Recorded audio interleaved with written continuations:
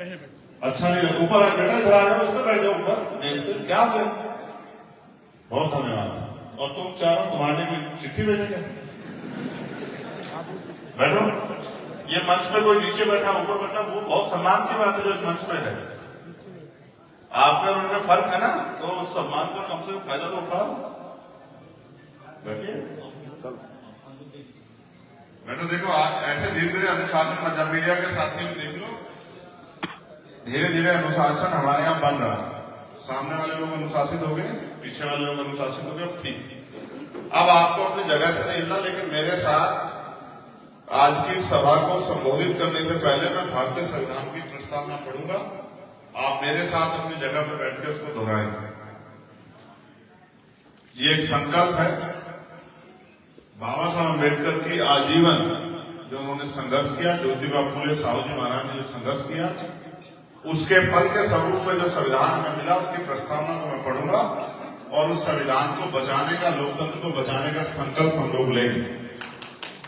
हम भारत के लोग भारत को एक संपूर्ण, प्रभुत्व संपन्न, समाजवादी, पंथनिरपेक्ष, लोकतंत्रात्मक गणराज्य बनाने के लिए तथा उसके समस्त नागरिकों को सामाजिक, आर्थिक और राजनीतिक न्याय, विचार, अभिव्यक्ति, विश्वास, धर्म और उपासना की स्वतंत्रता,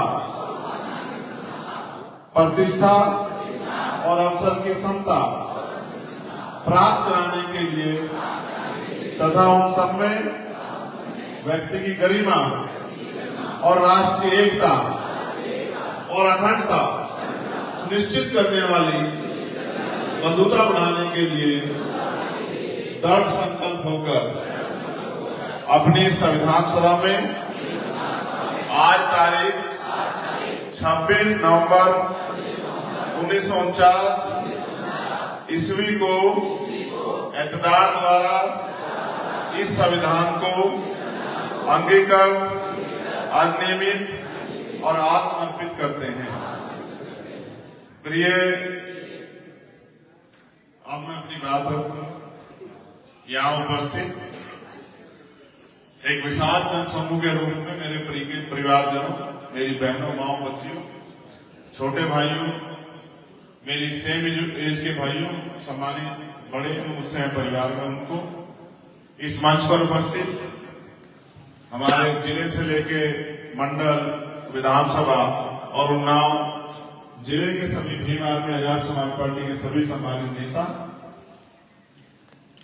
प्रदेश से चल के मेरे साथ आए हमारे सीनियर नेता डॉक्टर आकिब साहब, सौरभ किशोर जी, धीरेन्द्र कबीर जी, सेनेटर वर्मा जी, राय साहब, सुदर्शन जी, अमित साहब, अनिकेत जी, आप तमाम नेताओं का भी, आपके साथ जो अन्य हमारे साथी हैं, हमारे अधिवक्ता सेल के भी हमारे सीनियर नेता बैठे, उनका भी मैं धन्यवाद करता हूँ। मीडिया बंधुओं का भी धन्यवाद करूंगा और सबसे ज्यादा धन्यवाद मैं करूंगा उन भाइयों का जो खड़े होकर मेरी बात को सुन रहे हैं। बस मेरा आग्रह है कि अगले 15, 20, 25 मिनट जब मैं आपको अपनी बात सुनाऊं, क्योंकि मेरे पास काम ज्यादा है, समय कम है, तब आप मेरी बात को गौर से सुने, क्योंकि जब तक आप सुनेंगे नहीं तब तक आप समझेंगे नहीं। आपसे भी कहना, इस फोन पे कुछ रखा नहीं है, इसकी वीडियो में कुछ कर नहीं पाऊंगा। यहां बैठे तो सुन नहीं पा रहे, तो घर जाके क्या सुन लोगे? समझे? जब अध्यापक कक्षा में पढ़ाता है तो जो बच्चा इधर उधर देखता है, बाद में जब पेपर आता है ना, तो फिर वो इधर उधर देखता है, क्योंकि जब मास्टर पढ़ा रहा था तब तो वो अपने आप को जो है स्वामी विवेकानंद समझता है कि भाई तू तो बिना पढ़े सब कुछ जान जाएगा। तो अगर मैं जो तुम्हें सिखाऊंगा वही तो तुम जाकर आगे बताओगे। भाई हमारी पार्टी में तो आपका मोदी और राहुल गांधी मैं ही हूँ, क्यों भाई? इसके अलावा है क्या नहीं है ना? तो आपकी पार्टी में तो जो कुछ भी है आपके यहाँ, अभी तो आपने मुझे बना रखा है। जब मैं कमजोर पड़ जाऊंगा फिर कोई और नेता तो हमारे यहाँ बहुत हो गए, लेकिन आमिर भाई जैसे और तमाम सीनियर नेता हमारे यहाँ, लेकिन एक लिस्ट मेरे पास है जो यहाँ के हमारे नेताओं की है। रुपेश कुमार रावत जी, बहन पूजा गौतम जी, राजेंद्र गौतम जी, सुनील गौतम जी, सुजीत गौतम जी, रामकुमार गौतम जी, डॉक्टर सुनील कुमार रावत जी, जितेंद्र कुशवाहा जी, सुभाष गौतम जी, सुनील कुमार गौतम जी, शशीन्द्र कुमार गौतम जी, यतेंद्र चौधरी जी, चांद आलम जी, राज गौतम जी, अजीत गौतम जी, मोनू रावत जी, प्रधान अब्दुल कादिर जी, प्रेम रावत जी डॉक्टर साहब, और हमारे छोटे भाई और समय समय पे हमारी हर बात पे पहरा देने वाले अरविंद राजवंशी जी, जिनके सानिध्य में, जिनके नेतृत्व में आज का एक कार्यक्रम आयोजित हो रहा है। और मैं पुनः तुरंत धन्यवाद दूंगा आप सब लोगों का जो आप अपना कीमती समय निकाल के यहां आए। बहुजन समाज में जन्मे सभी संतों गुरुओं महापुरुषों को कोटि कोटि नमन करता हूं। नमन करने के पीछे मेरा एकमात्र उद्देश्य ये है